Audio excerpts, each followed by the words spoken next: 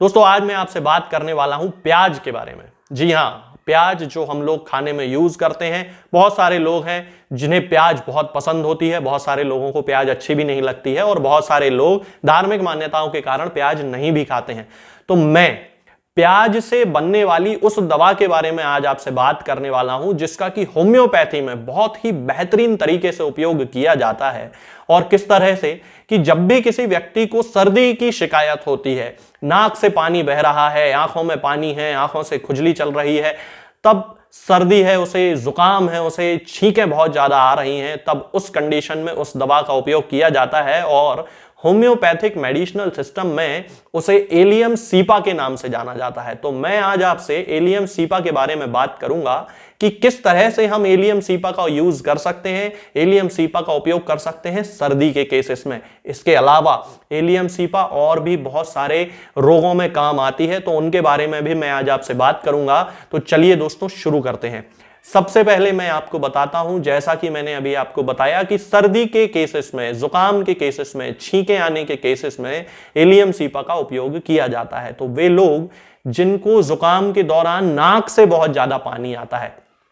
थोड़ा बहुत पानी आंखों से भी आता है, लेकिन सबसे ज्यादा नाक बहने की शिकायत होती है और नाक से आने वाला जो पानी होता है वो बहुत ज्यादा एक्रेड होता है, जलन करने वाला पानी होता है। होंठों का जो हिस्सा होता है उस हिस्से पर यहां पर उस पानी के पड़ने के कारण घाव तक हो जाते हैं। इतना ज्यादा एक्रेड वो वाटर होता है, इतना ज्यादा तेज वो पानी होता है नाक से बहने वाला। और उस केस में ये बिल्कुल एलियम सीपा का कैरेक्टरिस्टिक सिम्टम है, बिल्कुल चारित्रिक लक्षण है कि यदि किसी व्यक्ति को इस तरह की कोई समस्या है कि उसे सर्दी हो रही है, सर्दी में उसे बहुत ज्यादा छींकें आ रही हैं और छींकें आने के साथ साथ उसकी नाक से बहुत ज्यादा पानी बह रहा है और नाक से बहने वाला जो पानी है वो बहुत तेज जलन करने वाला पानी है, तो आप समझ जाइए कि उस व्यक्ति को एलियम सीपा देने की जरूरत है। इस दवा का उपयोग हम एलर्जी के केसेस में भी कर सकते हैं। बहुत सारे लोग होते हैं जिन्हें एलर्जी की शिकायत होती है,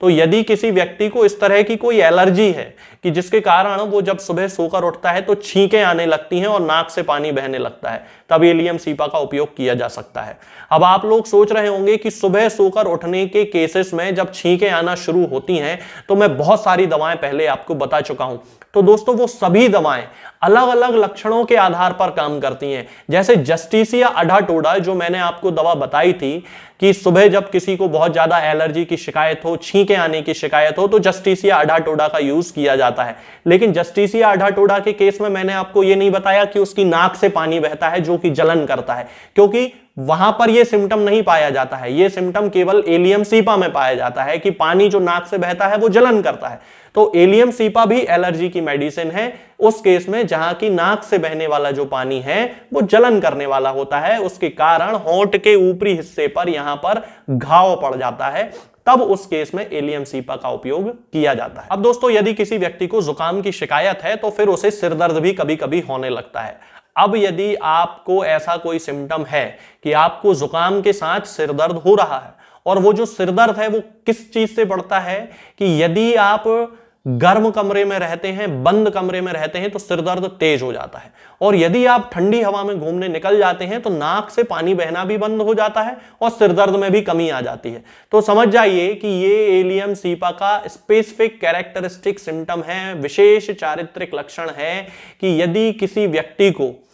सर्दी की शिकायत है, नाक से पानी बह रहा है, नाक से पानी बहने के साथ साथ वो पानी जलन कर रहा है, उसे सिरदर्द हो रहा है, और नाक से पानी बहना और सिरदर्द में यदि उसे ठंडी हवा में, ठंडे कमरे में, खुली हवा में जाने से आराम मिल रहा है और बंद कमरे में, गर्म कमरे में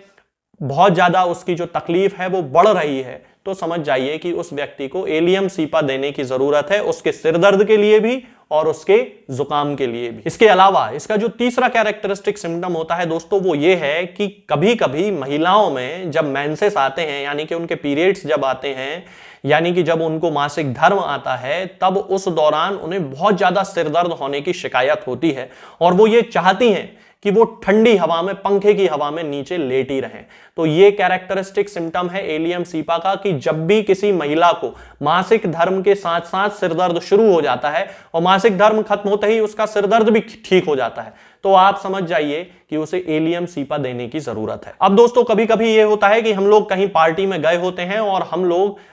खाना शुरू होने के पहले थोड़ी बहुत सलाद उठाकर खाने लगते हैं। कभी कभी सलाद की जो वो मात्रा होती है वो ज्यादा हो जाती है और सलाद खा लेने के बाद कभी कभी व्यक्ति के पेट में बहुत ज्यादा दर्द होने लगता है। तो यदि कभी आपके साथ ऐसा हो कि आप कहीं बाहर गए हैं, आपने सलाद खा ली थी या फिर घर पे भी आपने सलाद खाई हो, बहुत सारे ऐसे लोग हैं जो कि वेट लॉस करने के लिए खास तौर से सलाद का उपयोग करते हैं और सलाद ज्यादा खा लेने के कारण उनके पेट में बहुत ज्यादा उन्हें गैस बनने लगती है और पेट बहुत ज्यादा उनका दर्द होने लगता है। तब उन केस में यदि आपको चलने फिरने से पेट दर्द में आराम मिलता है, घूमने फिरने से पेट दर्द में आराम मिलता है और बैठ जाने से पेट दर्द बढ़ गया है, वो पेट दर्द जो कि सलाद खाने के बाद शुरू हुआ था, तो आप समझ जाइए कि ये एलियम सीपा का कैरेक्टरिस्टिक सिम्टम है और एलियम सीपा इस केस में देने की पेशेंट को जरूरत है। अब दोस्तों मैं आपको बताता हूं एलियम सीपा का एक बहुत ही शानदार प्रयोग, एक बहुत ही बेहतरीन प्रयोग। आप लोगों ने ऐसा देखा होगा कि बहुत सारे लोगों का कान बड़ा दर्द करता है, बहुत ज्यादा तकलीफ उन्हें हो जाती है, खास तौर से जब किसी व्यक्ति को सर्दी जुकाम हो जाए तब तो उसे बहुत ज्यादा कान दर्द होने लगता है कभी कभी। तब उन केस में आप 3 दवाइयां अपने घर पे जरूर रखें। सबसे पहली मेडिसिन होगी आपकी पल्सिटिला, दूसरी होगी कैमोमिला और तीसरी होगी एलियम सीपा। ये तीनों ही दवाएं कान दर्द के लिए सबसे ज्यादा स्पेसिफिक रेमेडीज हैं, तब जबकि व्यक्ति जो है वो दर्द से कराह रहा हो जुकाम के साथ साथ। अब यदि कोई ऐसा व्यक्ति है जिसका स्वभाव बहुत ही ज्यादा कोमल है, बड़ा ही नाजुक सा स्वभाव है, बच्चे भी हो सकते हैं, बड़े भी हो सकते हैं, तब पल्सिटिला उनके कान के दर्द के लिए दवा होगी जो कान का दर्द उनके सर्दी जुकाम के साथ एसोसिएटेड है। यानी कि यदि किसी नाजुक कोमल स्वभाव वाले व्यक्ति को कान दर्द हो रहा है सर्दी जुकाम के कारण, तब पल्सिटिला देना है।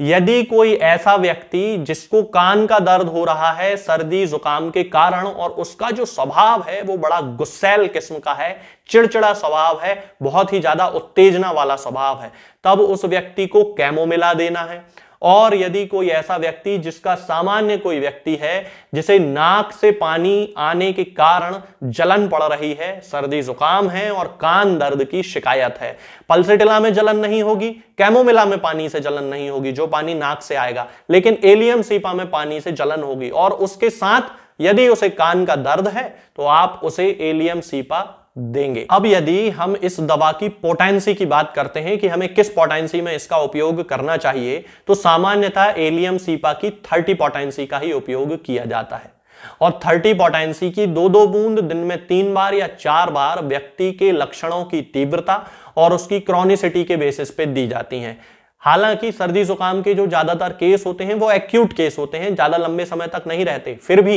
एलर्जी के वे केसेस जो कि बहुत ज्यादा लंबे समय से किसी व्यक्ति को परेशान कर रहे हैं, उस व्यक्ति के लिए एलियम सीपा के जो डोजेज हैं वो डिफरेंट होते हैं, वो अलग होते हैं। यदि किसी व्यक्ति को सामान्य सर्दी जुकाम की शिकायत है तो 5 साल से कम उम्र के बच्चों में 2 बूंद सुबह और 2 बूंद शाम को या ग्लोब्यूल्स के रूप में वो दवा जो छोटी छोटी साबूदाने जैसी गोलियां होती हैं जो आप लोग कहते हैं, उन ग्लोब्यूल्स के रूप में उस बच्चे को 5 साल से कम उम्र में दी जा सकती है। अब यदि 5 वर्ष से 12 वर्ष तक की उम्र का कोई बच्चा है तो उसे 2-2 बूंद दिन में 3 बार दी जा सकती है लक्षणों के आधार पर। यदि लक्षण बहुत ज्यादा हैं तो 3 बार और सामान्य लक्षणों में सुबह और शाम के ही डोज होते हैं। इसके अलावा 12 वर्ष से ऊपर के किसी भी व्यक्ति को 2-2 बूंद दिन में 4 बार लक्षणों की तीव्रता के आधार पर दी जाती है। कई बार 4 बूंद देने की भी जरूरत पड़ती है, लेकिन बिना किसी डॉक्टर से परामर्श के 4 बूंद ना दें। 2 बूंद तो आप लोग दे सकते हैं, कोई दिक्कत नहीं है। 4 बूंद यदि आपको ऐसा लगता है कि बहुत ज्यादा व्यक्ति को परेशानी है तो फिर किसी डॉक्टर के पास जाके पहले कंसल्ट करें और वो डॉक्टर यदि आपको एलियम सीपा देते हैं तब उन केस में आप उस दवा को लेना शुरू करें। आज के इस वीडियो में दोस्तों फिलहाल इतना ही। आगे के वीडियोस में मैं आपसे बात करूंगा कुछ नई बीमारियों के बारे में और उनकी होम्योपैथिक दवाओं के बारे में।